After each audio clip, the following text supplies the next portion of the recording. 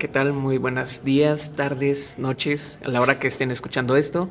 Hoy vamos a presentar el podcast llamado De los Celtas y a continuación iniciaremos con la sociedad relacionado y nos va a dar una explicación breve nuestra compañera Nieto. Bueno, mi nombre es Ariana Nieto Villeda y el primer punto que se va a tocar es sobre las sociedades. Las sociedades celtas de la Edad de Hierro europea estaban compuestas por diversos grupos jerárquicos.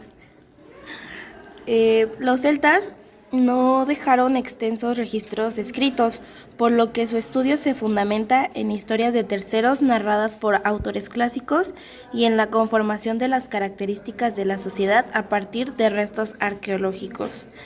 Se sabe que la mayoría de las comunidades celtas eran rurales y agrícolas, estratificadas en jerarquías bien definidas en cuya cúspide se encontraban reyes, reinas o grupos de aristócratas con sus parentales cuyas riquezas se sustentaban en la propiedad de la tierra. El segundo punto que se va a tocar es la religión. Bueno, pues el de la religión, mi nombre es Mondragón Gutiérrez Alín Fernanda hablando un poco más acerca de su religión, podemos decir que esta era politeísta y se caracterizaba por la veneración de numerosos dioses y diosas. Sobre todo con la naturaleza, estos creían que eran lugares sagrados, como los ríos, las colinas, los bosques y algunas fuentes. Por esta manera, la razón no construían grandes templos dentro de los ríos y todo esto. También estaban profundamente conectados con la naturaleza.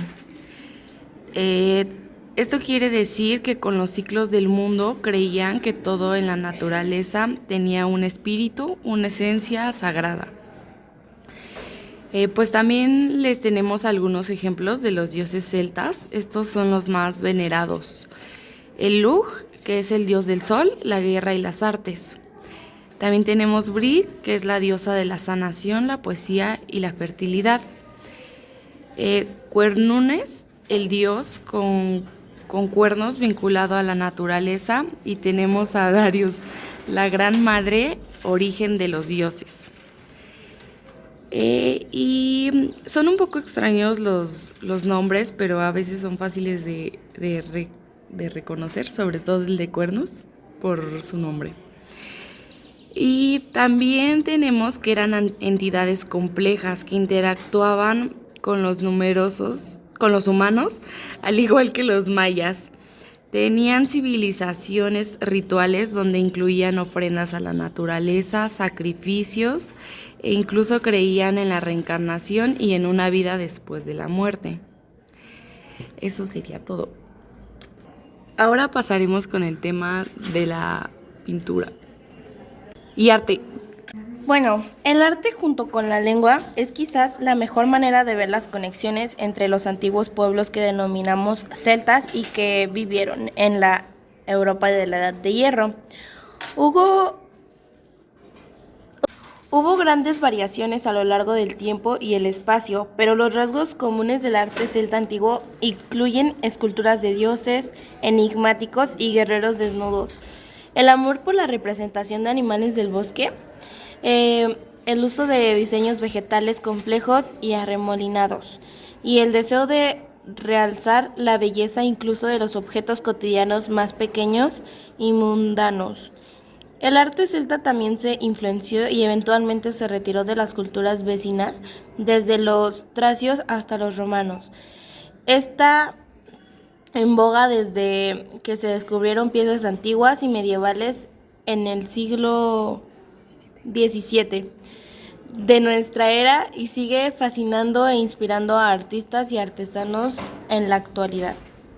Bueno, el siguiente punto que vamos a tocar es clasificación de la lengua. Hola, mi nombre es Janine Pérez García y a mí me toca hablar sobre la clasificación de las lenguas acerca de los celtas.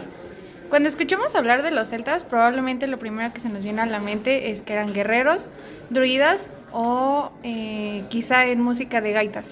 Pero algo que pocas veces se menciona es que la riqueza de sus lenguas es la riqueza de sus lenguas. Las lenguas celtas forman parte de la gran familia indoeuropea y aunque muchas han desaparecido, todavía existen algunas que se hablan al día de hoy. En general se clasifican en dos grandes ramas, que son las lenguas celtas continentales y las insulares. Las continentales eran habladas en zonas como la antigua Galia, en lo que hoy es Francia, y aunque ya están extintas, conocemos parte de ellas gracias a las inscripciones y restos arqueológicos que existen. Por otro lado, las lenguas insulares son las que surgieron en las Islas Británicas y dentro de ellas hay dos grupos más, lo que son las lenguas goidélicas y las britónicas. En las goidélicas encontramos el irlandés, el gaélico, escocés y el manés que se hablan en la isla de Man. Las britónicas incluyen el galés, el córnico, que se hablan en Cornualles, y el bretón, que aunque hoy se habla en Bretaña, Francia, en realidad proviene de migrantes británicos. Lo interesante es que aunque muchas lenguas estuvieran a punto de desaparecer, hoy hay movimientos para rescatarlas. Se enseñan en escuelas, se usan en medios de comunicación y hasta en la música actual. Así que pues más allá de espadas, leyendas y el legado celta también vive en las palabras. Bueno, los dejo con Dani, que él les va a hablar acerca de los druidas. Bueno, yo soy Edgar Daniel Macías Guerra. Les voy a hablar un poquito relacionado a lo que son los druidas. Los druidas tenemos como referencia algunos, pues ahora sí que hallazgos arqueológicos o varios relatos de diferentes autores, entre los cuales encontramos a Julio César, Deodoro de Cecilia y Establón, entre algunos otros autores. La palabra druida o druide, que es un claro origen hacia lo que es una palabra celta, cuyo significado existen 4 variantes, de los cuales obviamente estas variantes son conclusiones un poquito inestables o no tan eficientes para la investigación relacionada a los druidas.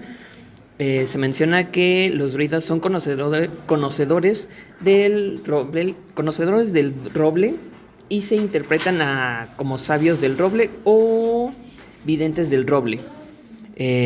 Los druidas son parte de la élite de la cultura celta y estos pueden predecir lo que es el futuro e interpretar a la naturaleza. Julio César da origen a los britanos como celtas, y estos como tal, los celtas continentales migran y dan a su regreso en el siglo III, esto con el fin de que los druidas puedan implementar nuevas características tanto en sanación como en algunas otras especializaciones que ellos tienen. En este caso, sus especializaciones que se les otorgaron relacionado a diferentes autores era sobre la justicia como tal, el poder de la justicia, la educación, el poder sobre la política, el sacerdotismo, entre algunos otros. Entre los druidas vamos a encontrar 3 tipos de grupos diferentes, que en este caso serían los druidas, quienes son los sabios, filósofos y maestros, y sus roles como tal es de jueces, sacerdotes y asesores hacia los nobles. El siguiente grupo sería los bardos. Estos son poetas, artistas y son los encargados de transmitir algunas tradiciones relacionadas a la cultura celta. Por último vamos a encontrar a los baltos. Estos son adivinos, son chamanes y curanderos. Estos se encargaban también de los sacrificios en la época celta como tal. Julio César también nos platica un poquito de los celtas, en cómo en su religión les prohibía que estos tuvieran escritos y que solo las enseñanzas quedaran entre ellos mismos y en su población como tal, que no quedara para alguien más. Para analizar nuestro tema de celtas, vamos a ir con las características de la mitología celta con mi compañera Anel. Yo me llamo Anel Guadalupe Ávila Rodríguez y les voy a hablar sobre las características de la mitología celta. La mitología celta no tiene un único origen central. Esto se debe a que las historias se transmitían de forma oral o sea que éstas se contaban de generación en generación, lo que dificultó su conservación intacta a lo largo del tiempo. Especialmente en Irlanda y en Gales, los idiomas en los que se contaban estas historias eran como el gaélico, irlandés y el gales. Aunque muchas leyendas se han perdido, otras sobrevivieron gracias a estos manuscritos medievales, que mezclan tradición, mitología y con elementos cristianos. Como ya lo había dicho mi compañera Aline, estos celtas tienen numerosos dioses y muchos de ellos están asociados a elementos de la naturaleza y actividades humanas. Algunos de ellos son Goibniu, era el dios de la forja y el fuego irlandés, también era un dios romano conocido como Vulcano. En la religión de Galia el dios Lucelos era muy venerado, sobre todo en el norte. Esos era otro tipo de dios galo. También tenían adoraciones femeninas que eran más que nada relacionadas con la fertilidad y la riqueza. Las matrones que adoraban eran 3 diosas que representaban protección, maternidad y fertilidad. En los textos irlandeses antiguos, la diosa madre tenía un papel fundamental. Se creía que la tierra elegía al rey mediante un ritual simbólico, uniendo el poder espiritual con el político. Y bueno, eso es todo, sería todo de nuestra parte. Muchas gracias por escucharnos y ojalá les haya gustado. Gracias.